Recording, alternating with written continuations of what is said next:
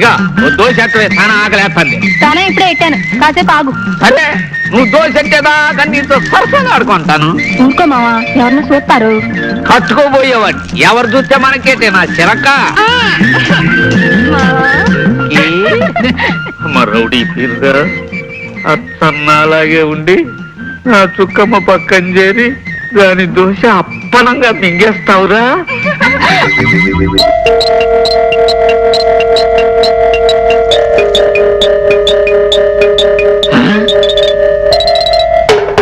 దాదా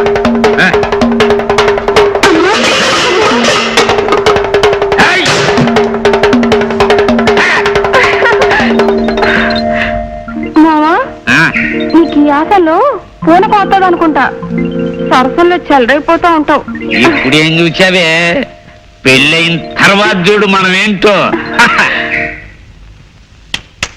నా మామూలు ఇప్పుడే కదా వస్తాయి, డబ్బులు ఇచ్చాను, మళ్ళీ ఏంట్రా? మళ్ళీ రావడం ఏంట్రా, నేను వచ్చింది ఇప్పుడే. ఇప్పుడే కదా మామూలు తీసుకున్నాం, మళ్ళీ ఏంట్రా మామూలు?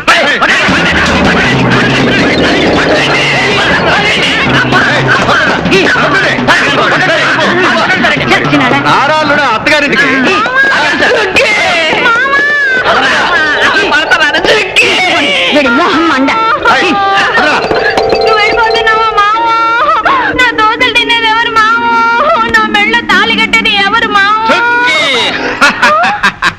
వదులు మామా, వదులు వదిలే వదిలే. ఆడు నకిలీ, మనము అసలు. అవునే చుక్కి, నీ దోశలు తినేది నేనే, నీకు తాళి కట్టేది నేనే.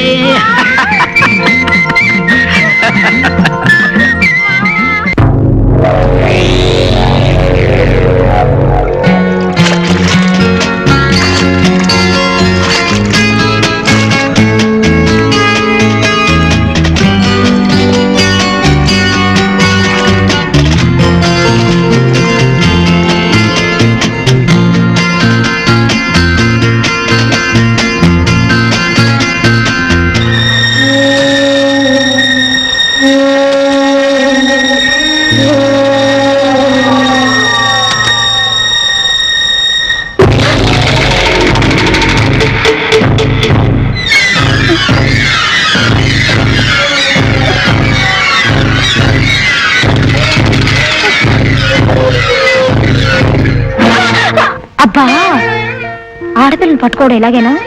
సారీ, ఎలా పట్టుకోవాలి మరి? ఆడపిల్లని మల్లెపువ్వు అంత సున్నితంగా పట్టుకోవాలి.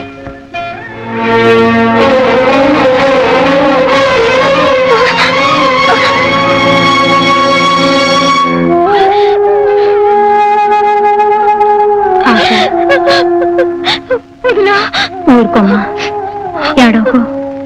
వదినా, అతను నన్ను చంపేస్తాడు. వదినా, చంపేస్తాడు. ఎవరు నిన్నేం చేయరు. నేను మీ అన్నయ్య ఉన్నాక నీకేం భయలేదు. ఊరుకోమ్మా. వదినా,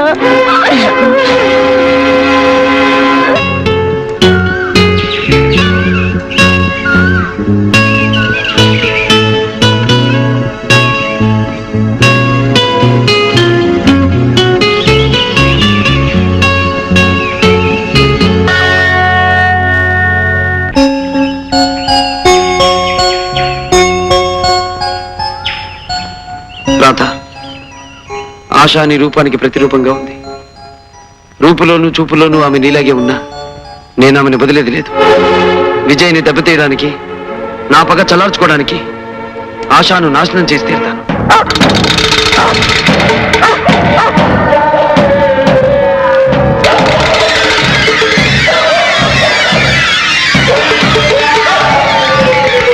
ఏమండి, ఈ రోజు నుంచి ఆశాని వేయి కళతో కాపాడుకోవాలండి. లేకపోతే వాడు ఎంతో దుర్మార్గానికైనా సిద్ధపడచ్చు. నా పంచదార చిలక, ఈ 3 ఏళ్ల పాటు నాకు కంటిన్యూస్ గా స్వర్గం చూపించేశావు. రోజుకో ముద్దుతో, పూటకో ముచ్చటతో నన్ను పిచ్చెక్కి చేసినందుకు నీ పేర ఒక డూప్లికేట్ తాజ్ మహల్ కట్టించాలనుందే. రేపే కాంట్రాక్టర్ని పిలిపిస్తాను. నిజంగానా బంగారు కొండ? నిజమేనే నా మిఠాయి ఉండా. వెయిట్ వెయిట్ వెయిట్, నేను రౌండ్ వేసుకొస్తాను, ఆ తర్వాత చూసుకుందాం.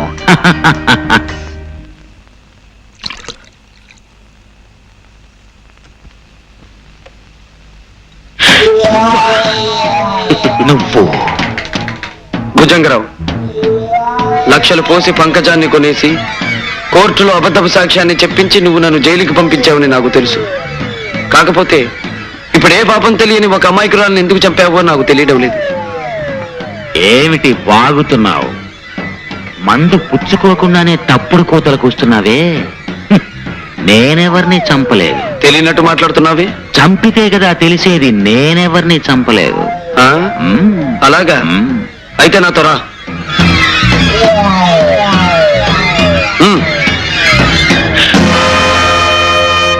అదిగో ఆమెను హత్య చేయలేదంటావా?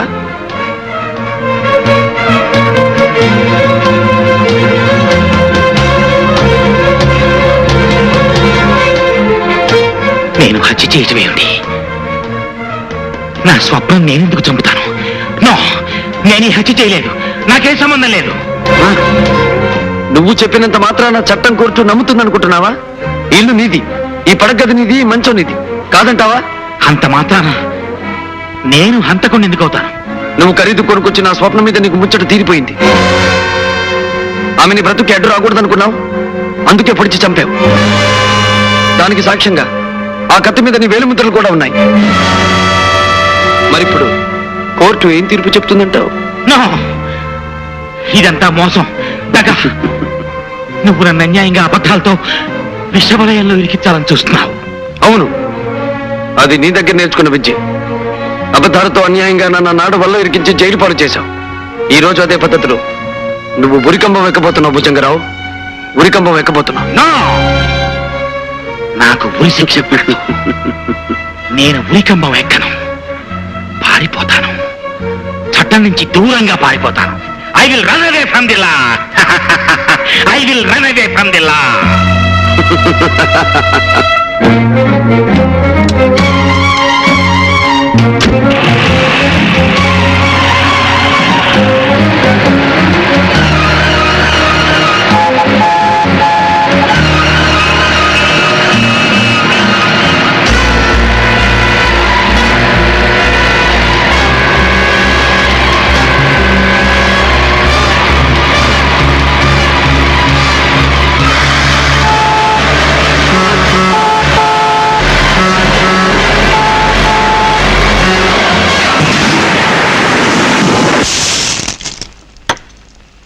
ఈ భుజంగరావు యాక్సిడెంట్ విషయంలో సందేహపడ్డం అనవసరం మిస్టర్ విజయ్.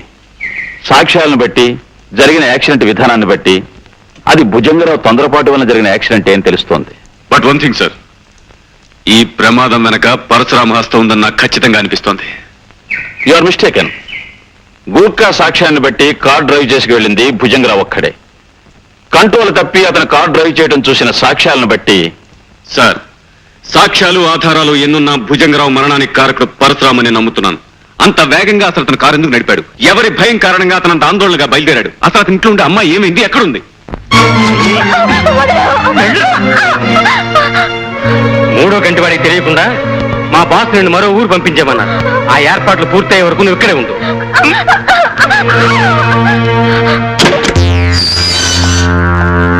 సలాం జాకీ సాబ్, సలాం. రండి.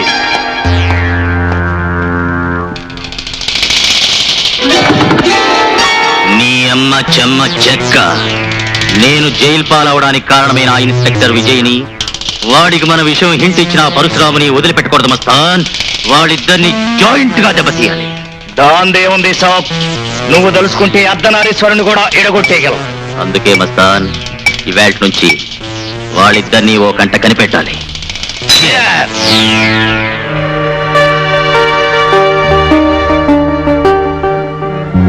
జైలు నుంచి బయటికి రాగానే సాక్ష్యం లేని విధంగా భుజంగరావు చావు కారకుడయ్యాడు పరశురాం. నా ఊహ నిజమైతే ఇక అతని తరువాత లక్ష్యం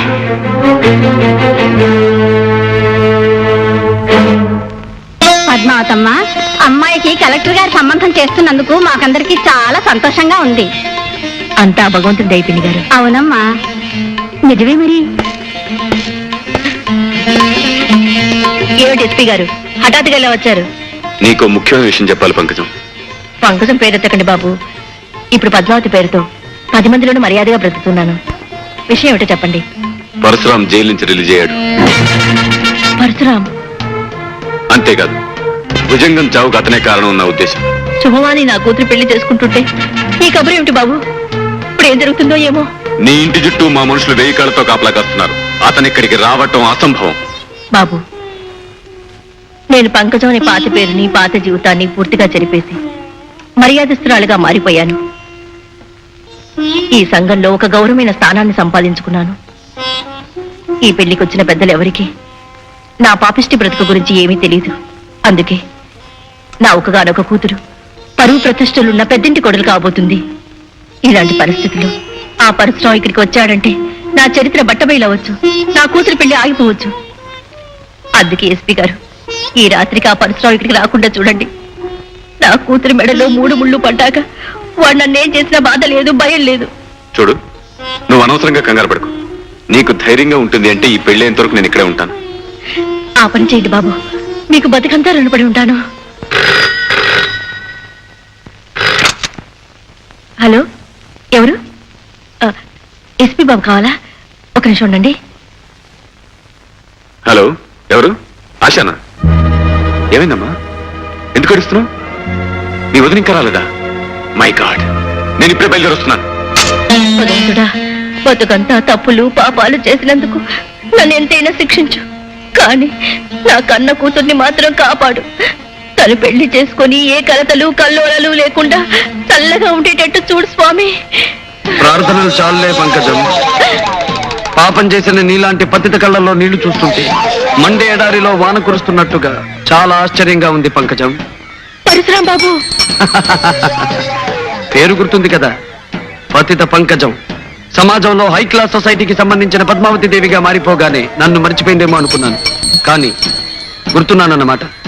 పంకజం, సంఘంలో పరువు ప్రతిష్టలున్న ఆ కలెక్టర్ గారి కుటుంబానికి నువ్వెవరవో, నీ అసలు చరిత్ర ఏమిటో తెలిస్తే నీ కూతురి పెళ్లి జరుగుతుందంటావా? జరగదు. ఆపై నీ కూతురి జీవితం సవ్యంగా ఉంటుందంటావా? ఉండదు. నేను పొగడతలతో ముంచెత్తి నీ సమాజం ఊరుకుంటుందంటావా? బాబు, మీకు దండం పెడతాను. నా కూతురు అమాయకురాలు, అది ఏ పాపం తెలియని పిల్ల. దాని బ్రతికి అన్యాయం చేయొద్దు బాబు. ఎంత గొప్పగా నటిస్తున్నావు. అవునులే, నటించడం, మనుషుల్ని నమ్మించడం నీ పుట్టుకలోనే ఉంది. ఇలా నటించి ఆ రోజు కోర్టులో నా మీద నింద మోపావు. ఆడదానిపై ఉండి రాతిగుండితో రాక్షసిలాగా డబ్బు కాసపడి ఒక నిర్దోషిని జైలు పాలు చేశావు. కటకటాల వెనక్కి వెళ్ళిన నా కథ ముగిసిపోయిందనుకున్నావు. కానీ మళ్ళీ ఇలా పగపట్టిన పాములా ఈ పరశురాం వస్తాడని అనుకోలేదు. అవునా? బాబు, నువ్వేం చెప్తే అది చేస్తాను. అవసరమైతే నా కూతురు పెళ్లి తిరిగిన మరుక్షణం కోర్టులో నిలబడి ఆ రోజు నేను చెప్పింది అబద్ధమని, డబ్బు కోసం నిన్ను దోషం చేశానని ఒప్పుకుంటాను బాబు. అక్కర్లేదు పంకజం, అక్కర్లేదు. ఆనాటి నీ అబద్ధం కారణంగా నేను అనుభవించిన 3 ఏళ్ల జైలు శిక్ష మాసిపోతు. నా బ్రతుకులో వృధాగా 3 ఏళ్లు పోగొట్టుకున్నట్టే ఈ రోజు నీ కూతురు 3 ముళ్ళు పోగొట్టుకుంటుంది. బాబు, అంత దారుణం చెయ్యొద్దు బాబు. బాబు, నా కన్నీళ్లతో నీ కాళ్ళు కడుగుతాను. నా కూతురు బ్రతుకు అన్యాయం చేయొద్దు బాబు, అన్యాయం చేయొద్దు.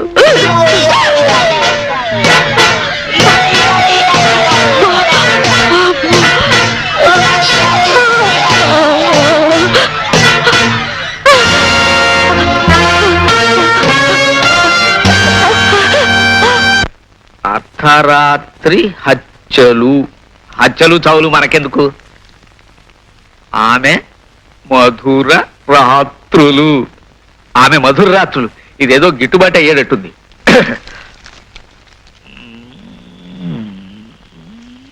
ఆశా, ఏమిటి సార్, ఏమిటి కంగారు, ఏమైంది? మీ అమ్మగారు ఆశ ఎక్కడ? వాళ్ళిద్దరు మధ్యాహ్నమే బజార్కని వెళ్ళారు సార్. లక్ష్మి, ఇంతసేపు మీ ఇద్దరు ఎక్కడికి వెళ్ళారు? మేము షాపింగ్కి వెళ్ళి అటు నుంచి మూర్తి అంకుల్ గారింటికి వెళ్ళాం. మరైతే నాకు ఫోన్ చేసింది ఎవరు? మేమేం చేయలేదన్నయ్యా. అయితే దీనికి కారణం, మై గాడ్, ఏమండి ఏమండి,